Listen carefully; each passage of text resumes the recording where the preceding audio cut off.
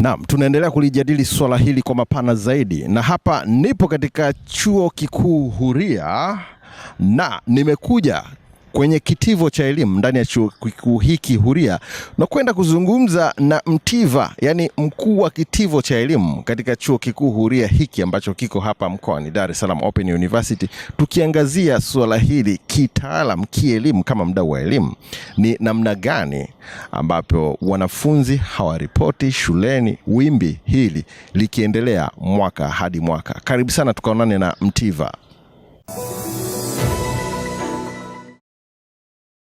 Naam, mara baada ya kufika hapa ofisini kwa Dr. Janet ambaye ni Mtiva, yani mkuu wa kitivo cha elimu hapa Chuo Kikuu Huria, tunakwenda kuzungumza naye moja kwa moja. Nashukuru sana kwa muda wako Dr. Janet. Takwimu zinaonyesha kuna takwimu tofauti tofauti kulingana na mikoa. Kuna mikoa mingine iko juu, wanafunzi wahudhuria karibia zaidi ya 40%. Mikoa mingine kawaida 20%, 10 na kadhalika. Ukiziona hizi takwimu kama Mtiva, mkuu wa kitivo cha elimu, nini kinakujia kichwani? Hizi takwimu zinaonyesha kwamba bado kuna vikwazo vya kijamii na kiuchumi ambavyo vinasababisha kuwepo kwa usawa katika upatikanaji wa elimu kwa watoto wote. Na hili ni swala ambalo sasa sio tena la kiserikali, ni swala la wadau wote. Kwa sababu kama serikali inafanya bidii zake kuweka shule katika kila kata, lakini pia kuweka sheria kali kwa wazazi na kutoa hamasa nyingi ambazo tunaziona, lakini bado kuna vikwazo vya kiuchumi na vya kijamii ambavyo vinataka wadau wote kushirikiana ili kuviondoa. Kumekuwa na takwimu tofauti ambazo zinaonyesha wanafunzi kutoripoti shule kwa wakati. Takwimu zingine ziko juu sana, kama katika mkoa wa Mara zaidi ya 40% hawaripoti shuleni. Ukijaribu kushuka katika mikoa mingine 20%, wengine 10 na. Kama Mtiva, mkuu wa kitivo cha elimu hapa Chuo Kikuu Huria, unazitazama vipi takwimu hizi? Kimsingi sababu ziko tofauti ambazo zinapelekea baadhi ya wazazi au jamii kutokuona tabu mtoto kukaa nyumbani. Mwenyewe umezungumza hapo. Kwa mfano hizo familia nyingine zinategemea nguvu kazi. Kwamba mtoto baada ya kwenda shule anaona kwamba awe nguvu kazi asaidie kuinua familia. Lakini ndoa za utotoni ambazo tunapambana nazo sisi kama wanajamii, sisi kama wataalamu na wanaharakati, lakini muda mwingine tunashindwa kutokana na kwamba zinafanyika kisiri na jamii haiko wazi kufichua maovu kama hayo. Lakini pia umaskini bado ni changamoto, na upo kwa sehemu mbili: umaskini wa jamii nzima, umaskini wa familia, lakini pia umaskini wa kielimu, kwamba mzazi mwenyewe haoni umuhimu kwamba kuna haja ya mtoto kwenda kupata elimu. Anaona bora akae nyumbani, asaidie kulima, asaidie labda waende mgodini au aolewe. Kwa hiyo umaskini pia ni changamoto, na hiyo wanaisema kwamba imekuwa changamoto kubwa sana kwenye jamii yetu. Sio umaskini tu, ni kwamba jamii imekuwa too ambitious. Kila mzazi amekuwa too ambitious. Yaani sasa hivi ni kwamba kila mmoja ana ndoto za kutoka kiuchumi. Kwa hiyo unakuta kwamba mzazi baada ya kufuatilia vitu vya msingi kwa mtoto wake anafuatilia pesa. Tukiamka tunawaza pesa. Na hiyo inapelekea kwamba mtoto anakuwa alelewi. Mtoto alelewi anabaki mwenyewe, mtoto alelewi anakuwa anajiamulia mwenyewe, mzazi anatafuta pesa. Lakini mwisho wa siku unakuja kujuta tunatafuta pesa kwa ajili ya nani? Hebu tupate uzoefu wako katika safari yako ya elimu miaka ya nyuma ukilinganisha na sasa hivi. Unaona hali ipoje? Kwa sababu tunaona hizi ni takwimu ambazo zinaripotiwa karibia kila mwaka ya wanafunzi kutoripoti shuleni, hususan kidato cha kwanza. Kwa kweli hali ni tofauti. Sijui ni kitu gani ambacho imekumba jamii. Mimi nakumbuka wakati nasoma, wazazi wangu hawajasoma sana, lakini nilikuwa sina namna kukimbia shule. Kwa sababu mahusiano ya shule na jamii yalikuwa makubwa.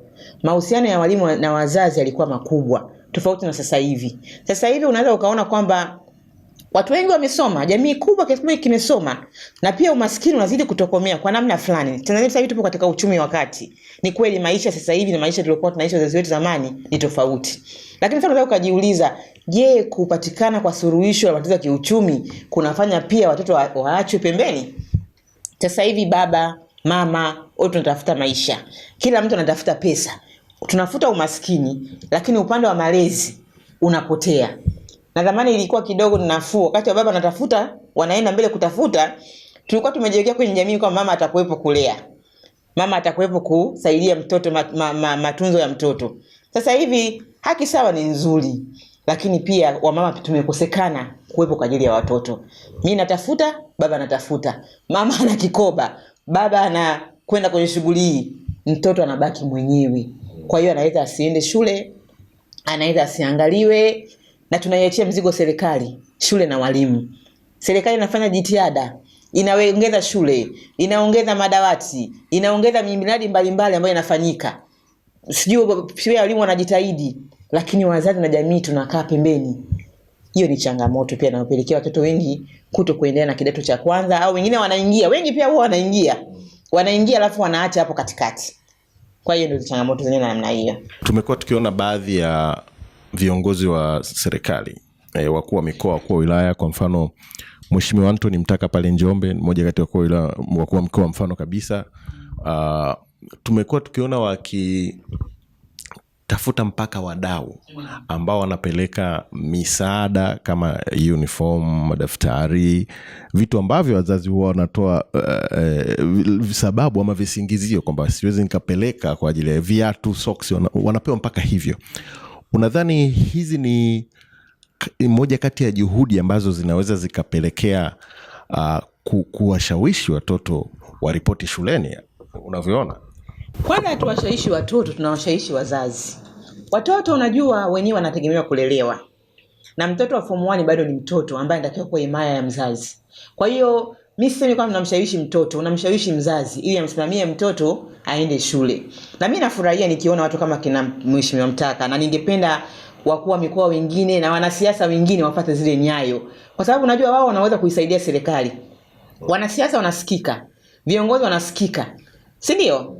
Hatuwezi kuachia jukumu hili Wizara ya Elimu au ukamwachia rais au ukaachia serikali peke yake. Wao ambao wako karibu na jamii inabidi wafanye kazi kushawishi jamii na kuweka mipango ya pamoja, kwa sababu si swala la mkuu wa mkoa wa mzazi peke yake. Si ndio? Mtoto pia ni wa jamii. Tukiwa na maelewano ya pamoja kwamba mtoto lazima aende shule, mtoto atakimbilia wapi? Nyumbani atafukuzwa aende shuleni. Kwenye jamii akienda kucheza, wanacheza wale sijui magemu au manini mitaani au shughuli au kazi, ataambiwa nenda shule. Mtoto akienda sokoni kutafuta kazi, apate shilingi 5, anambia umri wako haujafika, nenda shule. Kwa hiyo anachofanya Mheshimiwa Mtaka na wakifanya waheshimiwa wengine pia najua wengine wanafanya, tukishirikiana zaidi tutajenga kitu ambacho kitasaidia.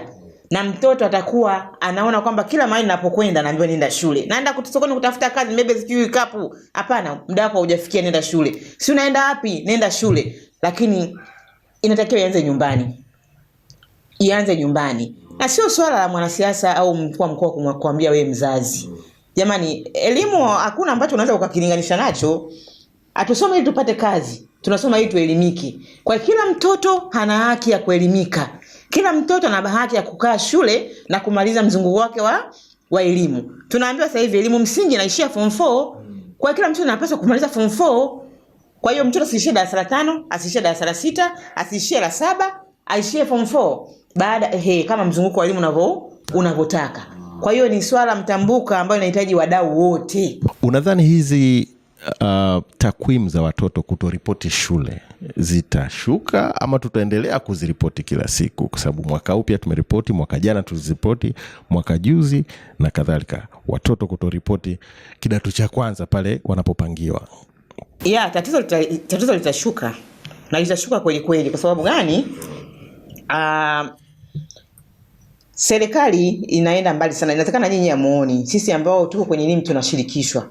Hapa juzi kati nilikuwa Iringa na wawezesha walimu wakuu na maafisa elimu kata kuhusiana na shule salama. Na shule salama ni moja wapo tu ya juhudi za serikali na wizara kuhakikisha kwamba kunakuwa kwanza ushirikishaji wa jamii kwenye masuala ya elimu, na pia kunakuwa na ushirikishaji wa wazazi kwenye masuala ya elimu ili shule ziwe salama na watoto wavutiwe kukaa shuleni. Kuanzia anapotoka nyumbani mpaka anafika shuleni kuwe salama kwake.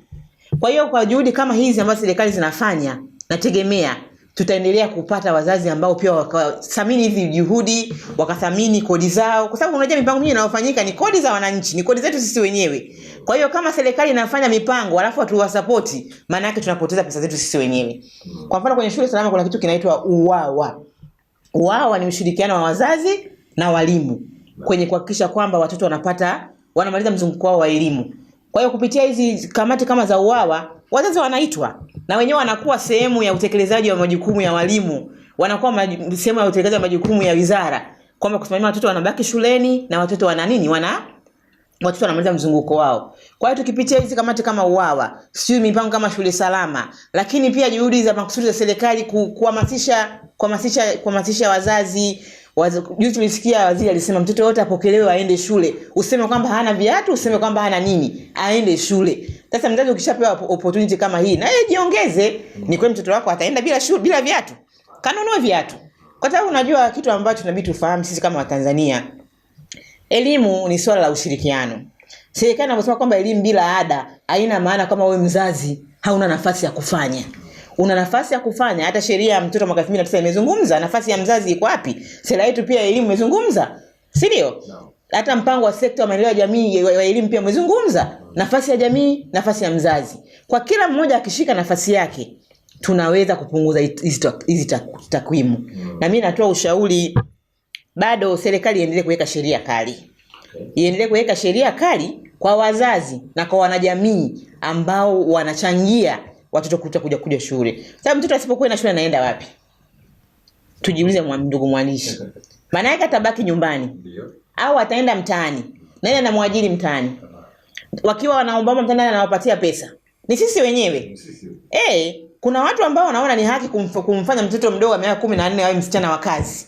Si ndio? Au amsaidie kupika mama ntilie. Sheria zikati across. Sasa hivi tunapambana wazazi pia tubali pia na wanajamii. Tunakuja kwako tunakuta na mama ntilie na mtoto wa miaka 12. Sheria ichukuliwe juu yako. Kwa hiyo tukishirikiana namna hii, takwimu zitabadilika.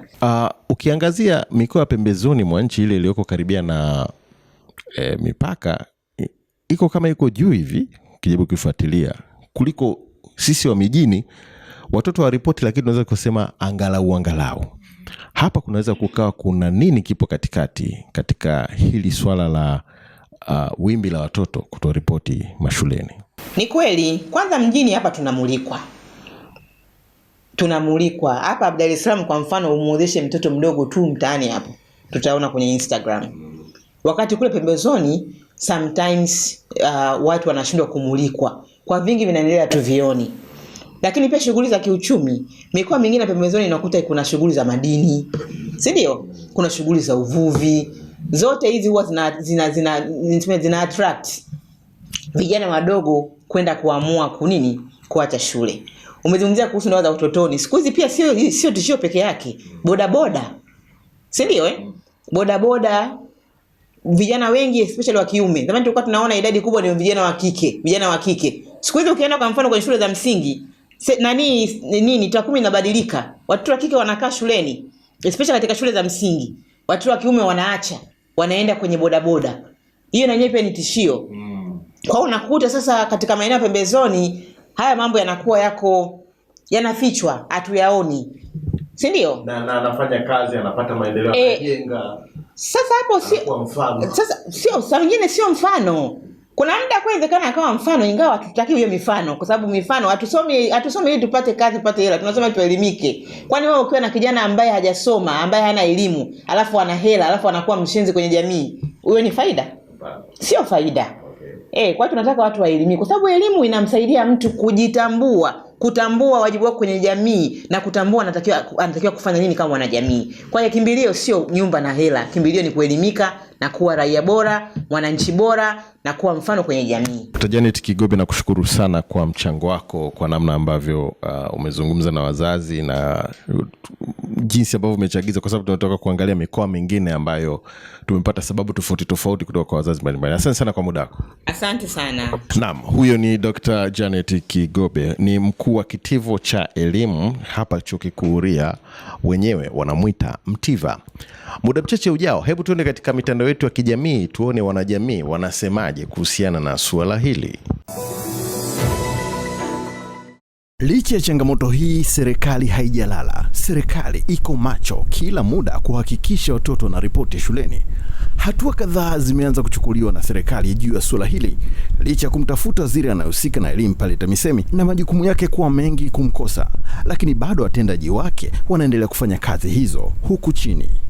Kwa mfano hapo tutakwenda kumsikia afisa elimu mkoa wa Singida Bwana Mwakwasa Bulenga ambaye amezungumzia hatua wanazochukua pale mkoani Singida, na ukiangazia katika mkoa huo wa Singida unaonekana kuwa juu kielimu ukiwa wa kwanza. Vile vile tutapata kumsikia mkuu wa wilaya ya Tarime Meja Goele ambaye naye atagusia hatua ambazo zinachukuliwa na serikali.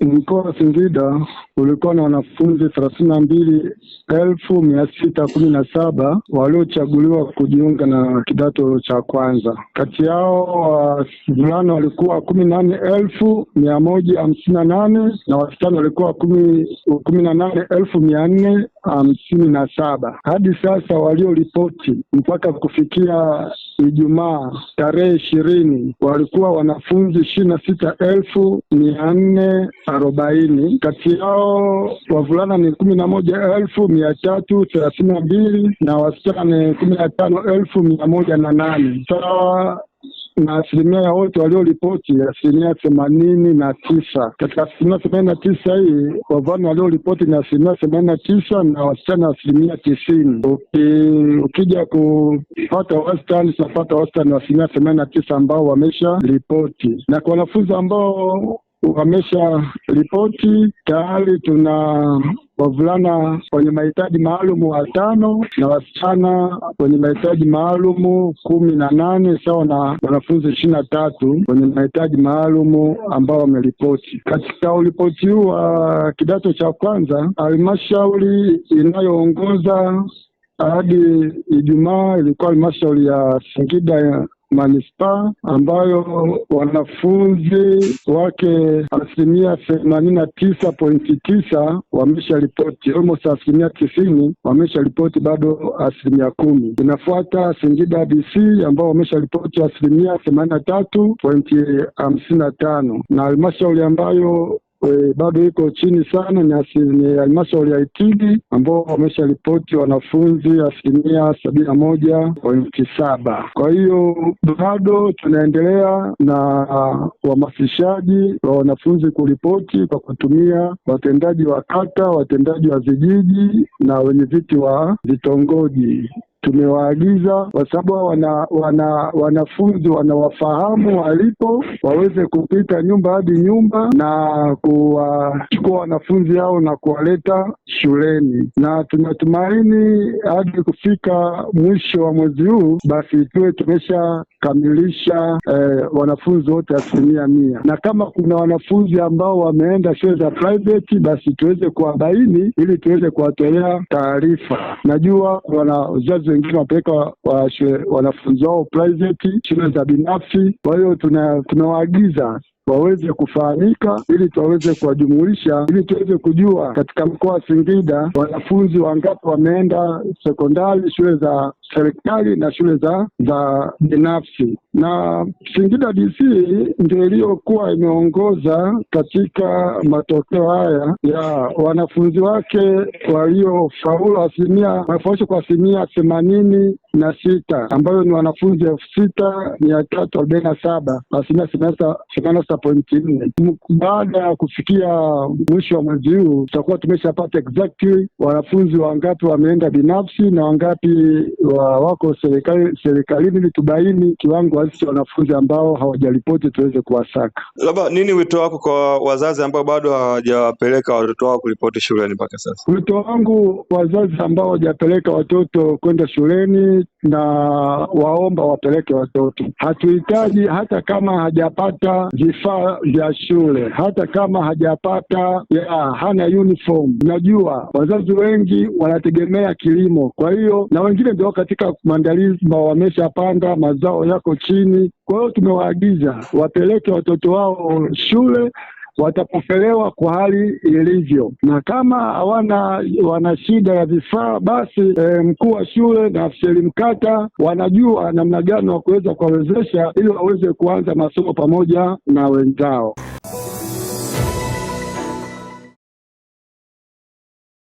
Naendelea kufanya hamasa ya wanafunzi kuendelea kwenda kuripoti. Hali mpaka sasa hivi sio mbaya sana. Kuripoti unaridhisha, japokuwa bado wengine hawajaripoti shuleni. Labda niende kwa takwimu. Kwa halmashauri ya Tarime DC halmashauri ya wilaya ya Tarime kwa shule ya msingi kwa maana darasa la kwanza ni tuko asilimia 101, lakini kwa awali tuko asilimia 93, na kwa wale wanafunzi wa kidato cha kwanza tuko asilimia 77. Unaweza kaona bado kwa hasa wanafunzi wa sekondari kidato cha kwanza uripotiji bado sio mzuri sana, lakini tunaendelea kuhamasisha kuhakikisha kwamba wote wanaripoti shuleni kwa ajili ya kuendelea na masomo. Lakini kwa Tarime mji kwa darasa la kwanza mpaka sasa hivi tuko asilimia 99 ya uripoti wa wanafunzi, lakini kwa darasa la awali tuko asilimia 89 na kwa sekondari tuko asilimia 73. Unaweza kaona trend. Lakini kikubwa ambacho tunafanya ni hamasa kuhakikisha kwamba watoto wanaenda kuripoti. Hii ni kwa mujibu wa mahoteo yale ya jumla. Kwa hiyo tumefikia asilimia hizo. Unaweza kuona kwa Tarime DC kidogo wamejitahidi kwa wale wa darasa la kwanza, lakini kwa awali pia wamejitahidi, ila sekondari imekuwa changamoto kidogo kwa asilimia ambazo nimezisema. Kwa kinachofanyika zaidi ni hamasa, na tunahitaji wanafunzi wote waripoti shuleni. Na itakapofika mwezi wa 3 kwa wale ambao watakuwa bado kama wilaya tumeshaazimia tutachukua hatua kali kwa wale wazazi ambao watoto hawajaripoti. Lakini kwenye hii ya sekondari unaweza kaona hawa ni kwa ajili ya zile shule za sekondari za serikali. Wapo watoto wengine wamehama, wapo watoto wengine wameenda shule za private. Kwa tunaendelea kukusanya tupate takwimu na kule private ili tuoanishe na hii asilimia 77. Kwa sababu wapo wengine ambao wamepeleka watoto kwenye shule za private. Naamini mpaka itakapofika mwezi huu wa 3 kwa tumepata takwimu nzima, bado tunaendelea kuchakata identify, kutambua wale ambao wako shule za binafsi, ili kusudi wale ambao hawajaripoti hawapo shule za binafsi wala shule za serikali tuweze kuchukua hatua kwa wazazi wao. Kama unavyoona kwa Tarime mji hapa ni asilimia 73. Maana yake hao ambao wameripoti kwenye shule za serikali tu. Bado tunajaribu kuangalia kuchukua takwimu sasa wale walioenda shule za private ili tuweze kufanya comparison. Ukienda Tarime DC kwa maana halmashauri ya Tarime wilaya ya Tarime tunaona kuna asilimia 77. Na kwenye tunaendelea kukusanya takwimu ili tuone wale ambao wameenda serikalini na wale ambao wameenda shule za binafsi tuweze kupata ile jumla, tupate takwimu ya jumla. Lakini hizo hapo ni takwimu zile za watoto ambao tayari wamesharipoti kwenye shule za serikali. Lakini hamasa tunaendelea nayo. Niendelee kutoa wito kwa jamii, kwa wazazi, kwa walezi, kuhakikisha kwamba watoto wale wote ambao wanastahili kwenda shule wawepo shuleni. Hatutamfumbia macho kama patakuwa na mtu au mzazi mlezi amekaa na mtoto nyumbani, haendi shuleni, mtoto anaenda kwenye biashara muda wa masomo, watoto wengine wameenda kwenye maeneo ya kuchimba madini, kuna ambao pengine wameweza kuolewa au wamepata ujauzito. Kwa hiyo tunakusanya hizo taarifa zote. Itakapofika mwezi huu wa 3 kama wilaya tunaanza kuchukua hatua kali. Lakini ndio kutoa wito kwa watoto wote wafike shuleni. Naam, tukifikia hapo katika kipindi chetu cha mjadala hii leo, tutakutana tena katika mjadala mwingine. Katika mjadala huu ambao tulikuwa tukiangazia wimbi la wanafunzi kutoripoti shuleni, tumepata kufahamu mengi sana, huku moja kati ya suluhisho kubwa likitajwa ni kuendelea kuelimisha wazazi, kwa sababu serikali imeshaendelea kufanya zamu yake kwa kuhakikisha kwamba watoto wanakwenda shuleni, madarasa yanajengwa, hata kuwapelekea uniform hata wale wasio na sare waende hivyo hivyo.